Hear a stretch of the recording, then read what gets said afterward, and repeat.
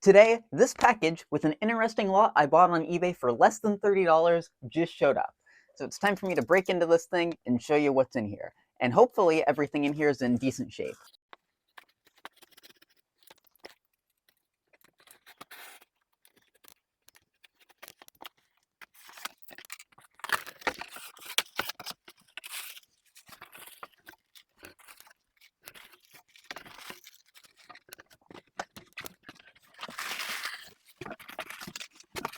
Now, all of these wrapped up things are out of the box. It's time for me to unravel them and see exactly what's in each, I guess, piece of paper.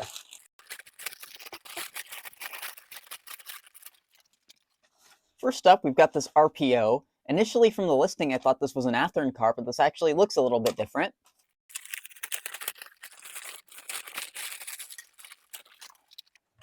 This one, it looks like is kind of falling apart, but this is a dome car.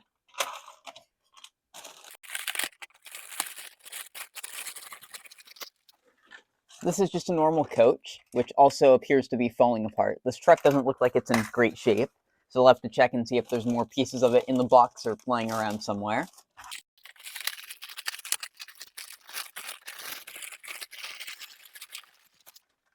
This appears to be an observation car, and I think this is the last piece of rolling stock out of here before we get into the engines.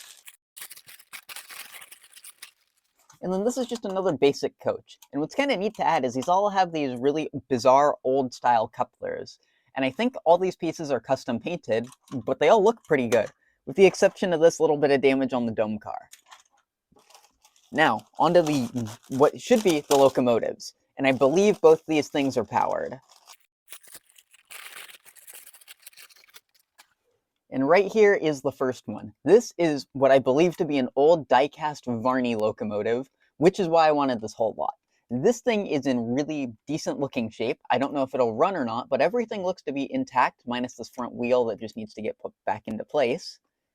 But other than that, it looks like it's got everything it should need to run. Some of this wiring and all that might need to be redone. Now that the wheel falls out, I'll grab that later. But these are some pretty neat looking locomotives. It is missing the horns and whatnot, but they go with the train pretty well.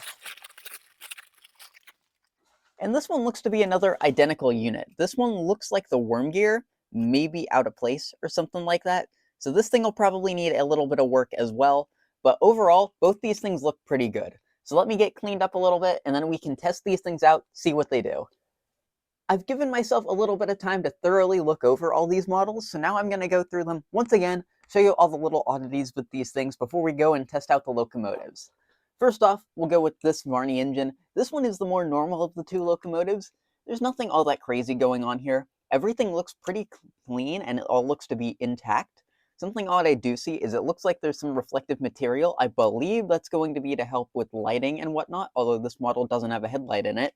And you can kind of see it sticks up through the cab right there, which is kind of odd.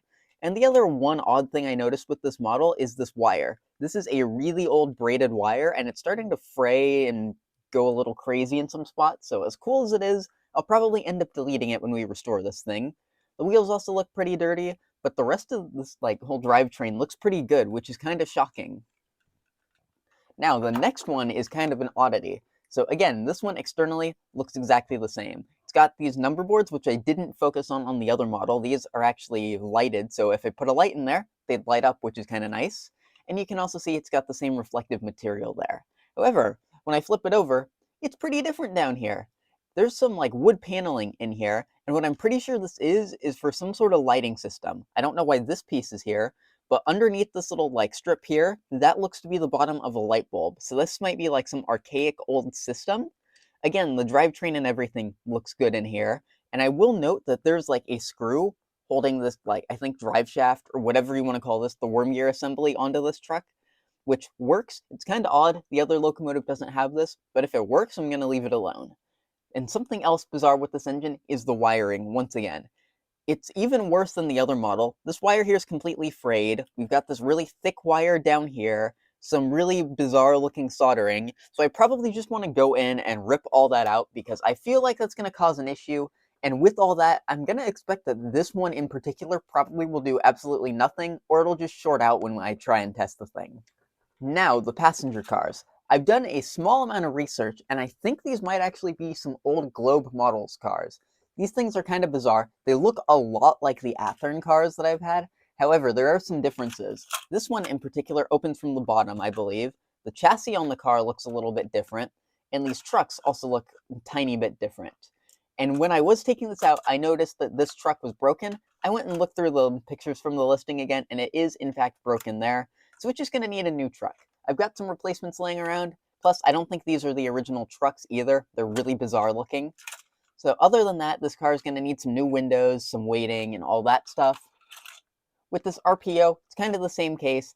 Trucks I don't think are original. The end's kind of falling off the car, and it doesn't seem like there's any weight. So all these cars, even if they've got like a piece of weight in there, I want to replace them with new wheel weights because I think that'll be much better, much cleaner, and a lot harder to see inside the car. Next up is a car I think will be needing some more work. This is the dome car. All the glass from in here fell into the car, so that needs to get fixed. The end of the car has fallen off, and you can see directly inside. And I think the structure is a small amount different than like a typical blue box car, which is kind of weird. And it's also got two different trucks. It's got the same type we just saw on that other car with the broken trucks, and it's got this one, which I think is the more standard looking style. Next up, we have the other coach. Everything here looks to be in pretty good shape, but again, it needs some weight in it. And with all these cars, the body roll on them, or body wobble as you want to call it, is really bad. Similar to my car, which is not great. I don't like it that much. So new trucks need to go on these things to get rid of that. And this car has some even more bizarre trucks, which I really don't think are original. These almost look like freight car trucks or something. They're fully metal. I don't like them. I want to replace them with actual passenger car trucks. It's got these bizarre couplers on it once again, and just like all the other cars, it'll need some window work and some weight work. And while they may not be accurate, these are the styles of trucks I plan on replacing them with. I got these brass trucks for free quite some time ago, and I haven't found a really good use for them, and I think they'll actually work out pretty well on these cars. I don't care if they're perfect or the most accurate, because again, these cars, I don't think they're for any actual railroad. These specific prototype of passenger cars are really short, so I just want them to work and have some good trucks on them, and these should do the job for that. This one, I believe, is something like some sort of daylight car. I have no clue what this one came off of, but I believe both of these, with just a little bit of modification, should work on all these cars. Before I turn off the camera and get to work on the passenger cars, we need to test these Varney locomotives. This is the one that's got that bizarre wiring, which I do not think will run, but I'll give this thing some power, see if it does anything. Well, it certainly moved. That did not seem great since that was a lot of power in the tracks. I'll give it a little push. So something in that drive system seems really weak. It is trying to move, but it doesn't seem to run very well and works better when it's pushed. So I'm guessing it might have a weak magnet. I'll see if it's any better in reverse. It's still not great in reverse. However, this thing does in fact run, which is kind of amazing. I was not expecting that. I'm guessing that this thing might need some new motor magnets. I do want to ditch all that wiring and everything, but this one shouldn't be that hard to get going again.